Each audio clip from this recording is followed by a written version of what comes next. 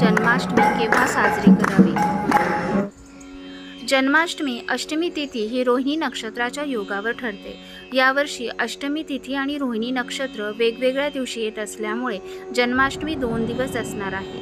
पंचांगानुसार 15 ऑगस्टला अष्टमी तिथी रात्री 11:49 सुरू होईल आणि 16 ऑगस्टला रात्री 9:34 संपेल. त्यामुळे 15 ऑगस्टला कृष्ण जन्माष्टमी साजरी केली जाईल, तर वैष्णव लोक 16 ऑगस्टला जन्माष्टमी मानतील. धार्मिक शास्त्रानुसार भगवान श्रीकृष्णाचा जन्म अष्टमीच्या मध्यरात्री झाला होता. त्यामुळे ज्या दिवशी मध्यरात्री अष्टमी तिथी असते त्या दिवशी उपवास आणि पूजा करणे शुभ मानले जाते. त्यामुळे तुम्ही तुमच्या परंपरेनुसार 15 किंवा 16 ऑगस्टला जन्माष्टमी साजरी करू शकता. मात्र शास्त्रानुसार 15 ऑगस्टचा दिवस जास्त चांगला आहे असं मानलं जातं. पूजेच्या आधी जन्माष्टमीच्या पूजेसाठी आवश्यक असलेल्या सर्व पूजेच्या वस्तू घरी आणाव्यात.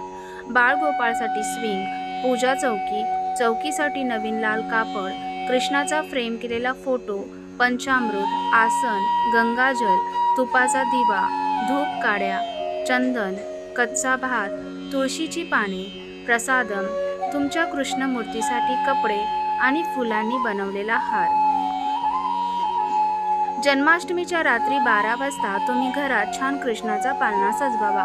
मग घरातील बाळकृष्णाला पाळण्यात ठेवावे. बाळकृष्णाला दूध, दही, तूप, मध आणि गंगाजल असलेल्या पंचामृताने स्नान घालावे. स्नानानंतर बाळकृष्णाला नवीन वस्त्र घालावेत. मग गंध, अत्तर लावून छान फुलांनी सजवावे. नैवेद्यात लोणी, साखर, पंजिरी, खीर आणि पंचामृत ठेवावा.